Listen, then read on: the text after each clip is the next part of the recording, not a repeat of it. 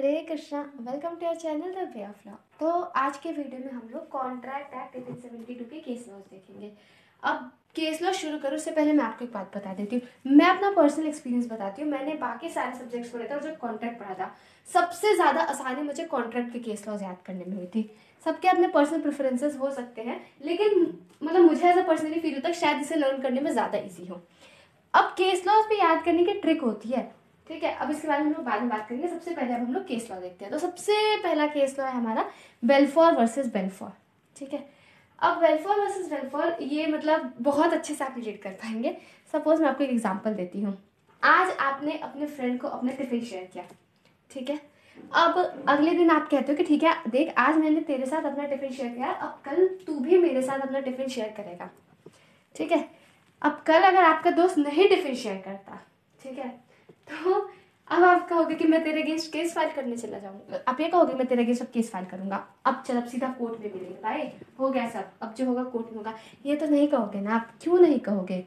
आप लोग के बीच में जब आपने बात कही थी टिफिन शेयर करने वाली, तो क्या आपके बीच में कुछ ऐसा इंटेंशन था कि आप लोग आपस में लीगल रिलेशन क्रिएट करोगे? नहीं ना, ऐसा कुछ भी नहीं था ना।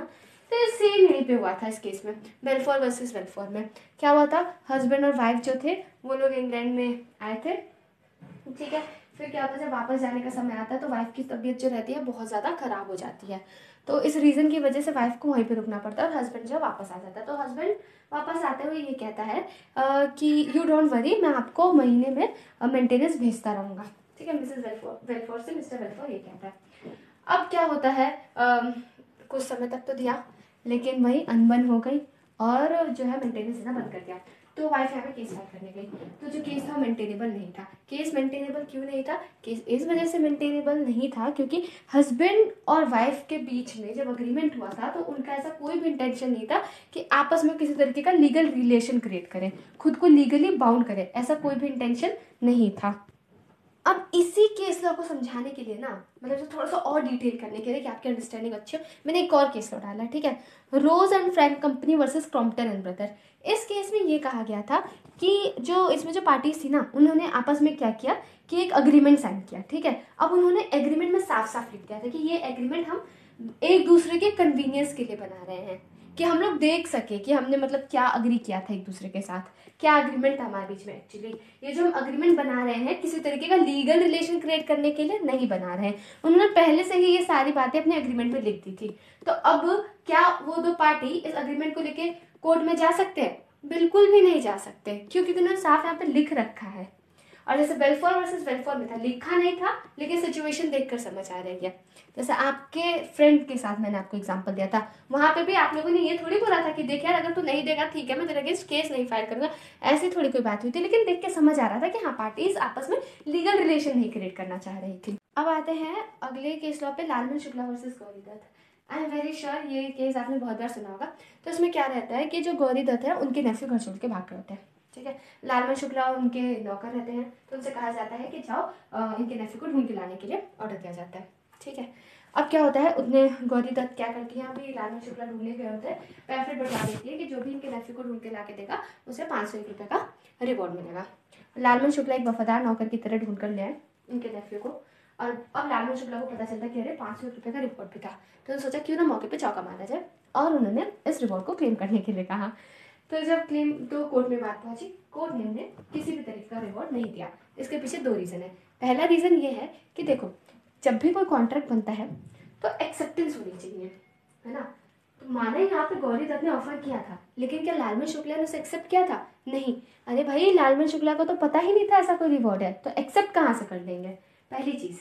और दूसरी चीज़, यहाँ पे जो लालमन शुक्ला थे वो उनकी एक लीगल ड्यूटी थी, ठीक है। एक सर्वेंट होने के नाते उनकी लीगल ड्यूटी थी कि उनके नेफ्यू को ढूंढ कर लाना।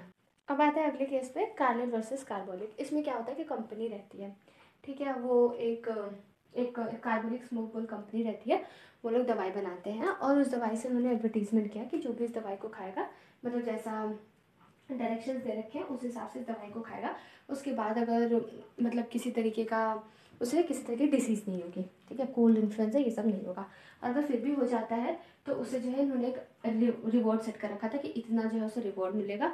और साथ ही उन्होंने इस चीज़ को मतलब जेन्युइन दिखाने के लिए उन्होंने ये भी कहा कि हमने जो है कुछ इस पे 1000 पाउंड जो है हमने एक अलायंस बैंक में डिपॉजिट भी कर दिया है, ठीक है। अब जो कार्डिल थी उन्होंने दवाई खाई जिस तरीके से लिखा गया था, ठीक है, दवाई खाई, लेकिन क्या हुआ, फिर भी उन्हें बीमारी हो जाती है। तो बात कोर्ट में पहुंचती है। तो देखो यहाँ पे अब कंपनी क्या बोलती है, कंपनी मना कर देती है, कंपनी कहती है हम नहीं देंगे। अब कंपनी इसके पीछे रीज़न देती है। कंपनी ये कहती है सबसे पहली चीज़ कि जब इन्होंने ऑफर को एक्सेप्ट किया, इन्होंने हमारे पास कम्युनिकेट ही नहीं किया। जैसे ऑफर का जब एक्सेप्टेंस होता है उसे कम्युनिकेट करना पड़ता है ना कि हाँ मैं ऑफर एक्सेप्ट कर रहा हूँ। तो कार्डिल ने तो किसी तरीके का ऑफर जो है एक्सेप्टेंस हमें बताया भी नहीं, एक्सेप्टेंस कम्युनिकेट ही नहीं करी, और ये कहा कि हमारा कोई इंटेंशन नहीं था लीगल रिलेशन क्रिएट करने का, ठीक है। ये बस एक तरीके से कस्टमर्स को अट्रैक्ट करने का ये साजिश थी, हम साजिश ही बोलेंगे, ठीक है, ट्रैप बोलेंगे, वो चाहे कुछ भी बोले, ठीक है। तो कोर्ट ने बोला कि ऐसा नहीं है, ठीक है। कोर्ट ने बोला सबसे पहली बात तो ये जनरल ऑफर है, जहाँ पे भी जनरल ऑफर रहता है वहाँ पे एक्सेप्टेंस कम्युनिकेट करने की ज़रूरत नहीं है, बस कंडीशंस फॉलो करने हैं, जो कि कार्डिल ने ऐसा किया था। उन्होंने जो भी कंडीशंस लिखे थे उन सारे कंडीशंस को फॉलो किया था, तो अपने आप जो है वो कॉन्ट्रैक्ट एक्सेप्ट हो चुका है, पहली चीज़। और दूसरी चीज़ ये आप कैसे कह सकते हो कि आपको कोई मतलब ऐसा कोई इंटेंशन नहीं था लीगल रिलेशन क्रिएट करने का। आपने जेन्युइननेस दिखाने के लिए अलायंस बैंक में इतना इतना पैसा भी डिपॉजिट कर रखा है। तो जो था कार्डिल को जो था इसका ये जो रिवॉर्ड था वो मिला, ठीक है, जो भी उन्होंने पैसा सेट किया था 100 पाउंड उन्हें मिला। अब आते हैं अगले केस लॉ पे, टिन वर्सेस हॉफमैन। इसमें देखो क्या होता है, हॉफमैन जो रहता है एक दिन लेटर लिखता है टिन को आयरन बेचने के लिए, मतलब ऑफर करता है सेल करने के लिए आयरन को, ठीक है। सेम दिन टिन जो रहता है वो भी हॉफमैन को लेटर लिखता है, किस चीज़ के लेटर लिखता है, आयरन बाई करने के लिए, ठीक है। अब दोनों को पता नहीं है एक दूसरे के लेटर के बारे में, लेकिन दोनों भेजते हैं एक दूसरे को। तो क्या अब इससे ये मान लिया जाएगा कि इन लोगों के बीच में कॉन्ट्रैक्ट हो गया है, कॉन्ट्रैक्ट के सारे एसेंशियल सेटिस्फाई हो चुके हैं? नहीं, ऐसा नहीं माना जाएगा। इसे हम लोग क्रॉस ऑफर बस कहते हैं, ठीक है। क्रॉस ऑफर मतलब ये नहीं है कि एक्सेप्ट हो चुका है, ठीक है। उन लोग को जो एक्सेप्टेंस है वो कम्युनिकेट करना पड़ेगा। जस्ट बिकॉज आप लोग सेम ऑफर कर रहे हो, सेम टर्म्स एंड कंडीशंस हैं, है ना, इसका मतलब ये नहीं है कि ऑफर जो है ऑटोमेटिकली एक्सेप्ट हो गया। ये बात कहता है क्रॉस ऑफर।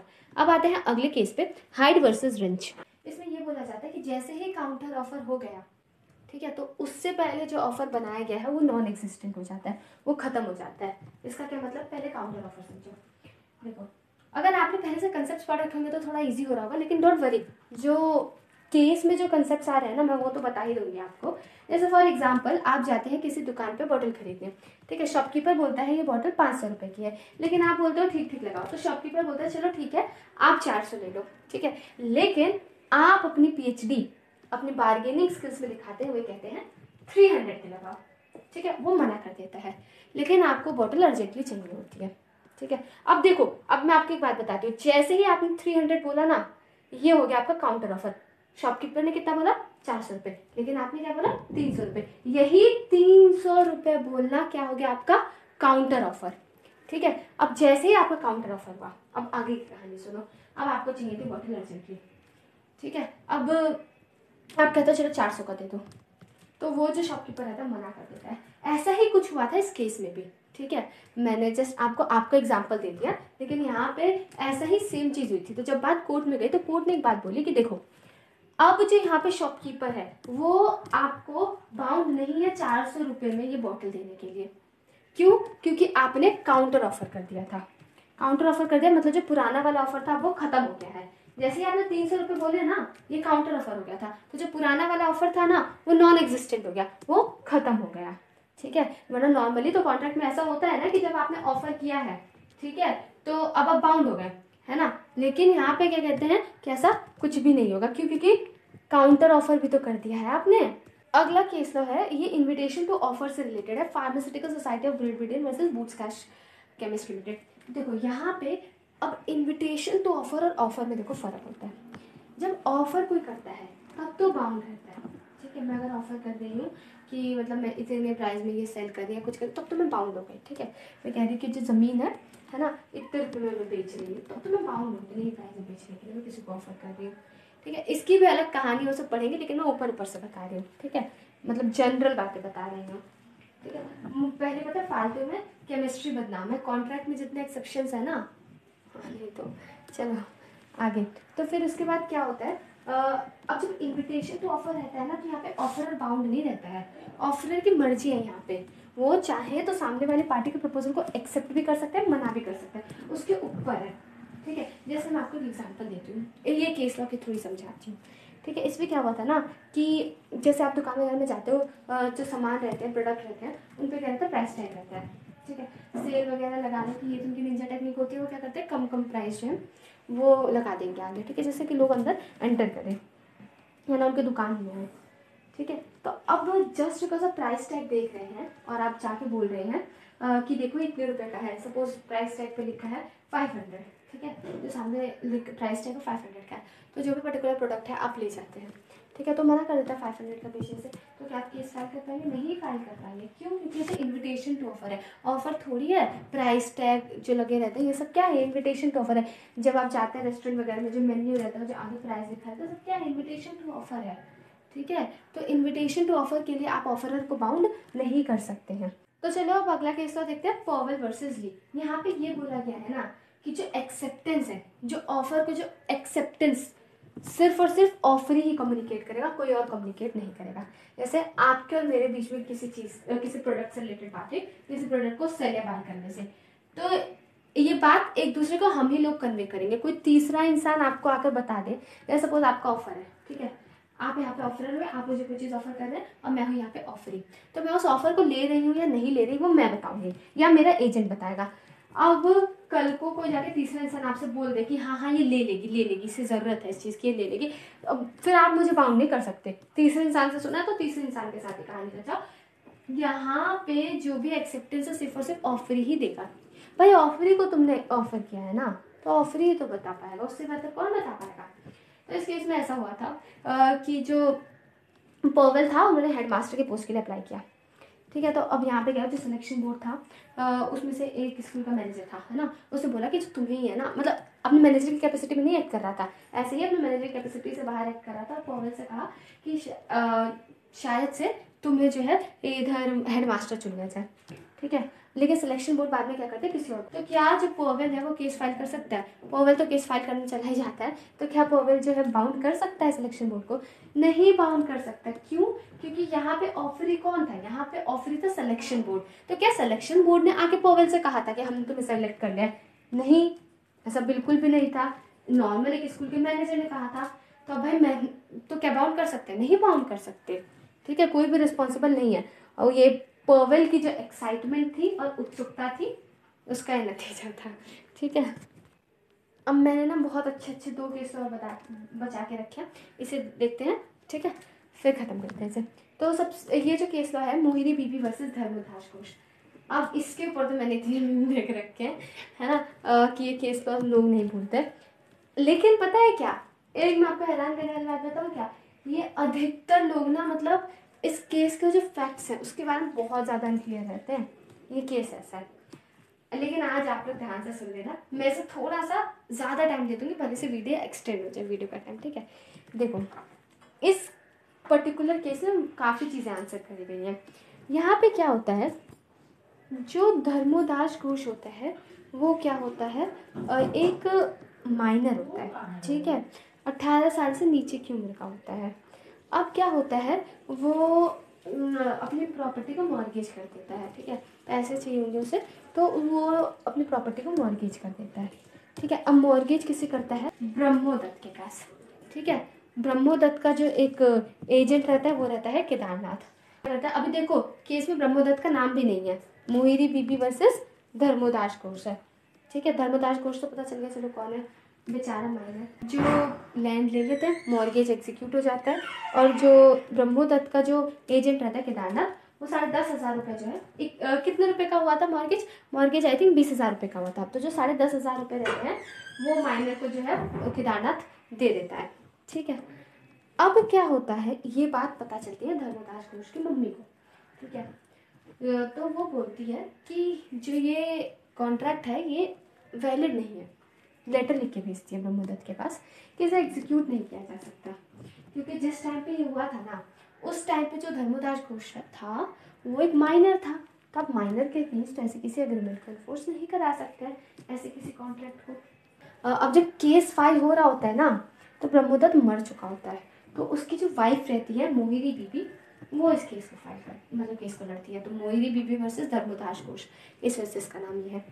तो यहाँ पे जब कोर्ट में बात जाती है, मोहिनी बीबी वो कहती है कि ठीक है, आप हमें जितना भी बेनिफिट आपने दिया है, जो भी 10,500 जो भी थे, है ना, क्या करो आप हमें वो वापस कर दो। जितना भी बेनिफिट आपने दिया है, जितना बेनिफिट इस माइनर ने रिसीव किया धर्मदास घोष ने, हमें बस वो रिटर्न कर दो। ये जो धर्मदास घोष रहता है, जो माइनर रहता है, उसे किसी भी तरीके का जो भी उसे बेनिफिट लिया होता है उसे वापस देने के लिए कोर्ट ऑर्डर नहीं देती है, क्योंकि कोर्ट ऐसा कहती है कि देखो, मोहिनी बीबी ने सेक्शन 64, 65 का क्लेम लिया, मतलब उसका जो है डिफेंस लिया, वो चीज़ रेज करी।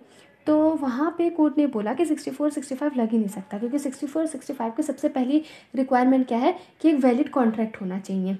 ठीक है, यहाँ पे तो आपका कॉन्ट्रैक्ट बना ही नहीं है, क्योंकि अगर आप लोग एसेंशियल्स पढ़ोगे ऑफ ए वैलिड कॉन्ट्रैक्ट, तो वहाँ पे जो पर्सन है वो मेजर होना चाहिए। तो यहाँ पे तो माइनर था, तो माइनर के साथ तो कॉन्ट्रैक्ट बन ही नहीं सकता। फिर उसका section 41 of specific relief act, इसको रेज किया मोहिनी बीबी ने, तो कोर्ट ने ये भी मना कर दिया। कोर्ट ने ऐसा कहा, अग्रीमेंट हुआ था मॉर्गेज का, उस टाइम जो था धर्मदास घोष वो क्या था, माइनर था। तो बस अब मोहिनी बीबी मतलब ब्रह्मदत्त को किसी भी तरीके का कंपनसेशन नहीं मिलेगा, धर्मदास घोष कुछ भी देने के लिए लायबल नहीं है। अब इसके बाद ना माइनर से रिलेटेड बहुत सारे केस थे। तो देखो, कहीं कहीं पे तो मोहिनी बीबी वर्सेस धर्मदास घोष को फॉलो किया गया और कहीं कहीं पे नहीं फॉलो किया गया। लेकिन अभी अगर मैं आपको करंट स्टेटस बताऊं कि अभी क्या होता है, तो इसके लिए हम लोग section 33 of specific relief act देख सकते हैं। वहाँ पे एक बात कही जा रही है कि अगर किसी भी तरीके का वॉइड या फिर वॉइडेबल अग्रीमेंट होता है, ठीक है, वॉइड अग्रीमेंट या फिर वॉइडेबल एग्रीमेंट जो कि बाद में कैंसिल हो जाता है, तो वहाँ पे जिस भी पार्टी ने अगर किसी तरीके का बेनिफिट रिसीव किया उस एग्रीमेंट से, तो कोर्ट बीच में इंटरवीन कर सकती है और कोर्ट उस पार्टी को ऑर्डर करेगी कि जो भी आपने बेनिफिट रिसीव किया है वो बेनिफिट जो है लौटा दो, वापस कर दो। मतलब एक तरीके से पार्टीज को उस पोजीशन पे लाने की कोशिश करी जा रही है जो कि अग्रीमेंट में आने से पहले थी। तो मतलब अगर अब जजमेंट आता मोहिनी बीबी का, है ना, तो जो धर्मदास घोष होता उससे वो 10,500 रुपये की भरपाई करनी पड़ जाती। अब आते हैं अगले केस लॉ पे। यहाँ पे हम लोग बात करेंगे चिन्नैया वर्सेस रमैया। मैं यहाँ पे आपको केस बताने से पहले दो चीज़ें बताऊंगी, प्रिविटी ऑफ कॉन्ट्रैक्ट और प्रिविटी ऑफ कंसिडरेशन। देखो, इंग्लिश लॉ में तो ये दोनों चीज़ें लगती हैं। जब हम कॉन्ट्रैक्ट एक्ट पढ़ते हैं ना, तो हम इंग्लिश लॉ को बहुत ज़्यादा देखते हैं, क्यों? क्योंकि ये जो एक्ट है 1872 का है, मतलब इंग्लिश ने ही इसे पास किया है। तो हमें इंग्लिश लॉ को हमें देखते हैं तो हमें एक्चुअल एसेंस समझ आ पाता है इस कॉन्ट्रैक्ट एक्ट का। तो इंग्लिश लॉ में तो दोनों ही लगता है, प्रिविटी ऑफ कॉन्ट्रैक्ट और प्रिविटी ऑफ कंसिडरेशन, लेकिन इंडिया में सिर्फ और सिर्फ प्रिविटी ऑफ कॉन्ट्रैक्ट लगता है। मतलब यहाँ पे जो पार्टीज़ हैं वही एक दूसरे को सू कर सकती हैं, ठीक है। कोई जो स्ट्रेंजर है कॉन्ट्रैक्ट का, जो स्ट्रेंजर है टू कॉन्ट्रैक्ट, वो बीच में नहीं आ सकता। जिसके बीच में बात है वही कोर्ट जाएंगे, ठीक है। अब कोई तीसरी पार्टी कोर्ट में नहीं जा सकती, ये कहता है प्रिविटी ऑफ कॉन्ट्रैक्ट। तो यहाँ पे क्या होता है कि ओल्ड लेडी रहती है, वो अपनी ज़मीन अपनी बेटी रमैया को देती है, लेकिन एक कंडीशन लगाती है। वो कंडीशन ये लगाती है कि जो ओल्ड लेडी की बहन चिन्नैया है उसे वो एन्युटी देगी 653 रुपीज़ का, लेकिन जो रमैया रहती है वो किसी भी तरीके की एन्युटी नहीं देती उस ओल्ड लेडी की बहन को। तो जो ओल्ड लेडी की बहन चिन्नैया रहती है वो केस फाइल करती है। तो रमैया बोलती है कि यहाँ पे रमैया साफ साफ बोलती है, रमैया यहाँ पे ये चीज़ बोलती है कि पहली बात तो ये जो प्रॉपर्टी है मुझे गिफ्ट मेरी मदर ने दिया था, ठीक है। मतलब ये गिफ्ट जो है मेरी मदर ने दिया था, ना कि मुझे चिन्नैया ने दिया था, पहली चीज़। दूसरी चीज़, ना ही तो किसी तरीके का अग्रीमेंट हुआ था हम दोनों के बीच में, तो मैं क्यों एन्युटी दूँ। इधर प्रिविटी ऑफ कॉन्ट्रैक्ट लग जाएगा, वो मेरे अगेंस्ट केस कैसे फाइल कर सकते हो, तो कॉन्ट्रैक्ट से स्ट्रेंजर है, अग्रीमेंट तो मेरे और मेरी मम्मी के बीच में हुआ था, चिन्नैया कैसे आ सकते हैं बीच में। तो कोर्ट ने बात बोला कि ये जो गिफ्ट देना, ठीक है, और एक कंडीशन लगाना, ये क्या था, एक ही एग्रीमेंट का पार्ट है, एक ही कॉन्ट्रैक्ट का पार्ट है। ये दोनों अलग चीज़ें नहीं हैं, ये दोनों चीज़ें साइमल्टेनियस हैं। इन शॉर्ट कहूँ तो ये एक ही ट्रांजैक्शन है। एक ही कॉन्ट्रैक्ट के 2 साइमल्टेनियस पार्ट है, ठीक है। तो यहाँ पे जो है जो भी रमया है वो चिन्मया को एन्युटी देने के लिए बाउंड है। So Hare Krishna, if this any doubt do mention the comment box, and yes, if you want more case laws will try to cover, you can definitely mention it in the comment box. Hare Krishna.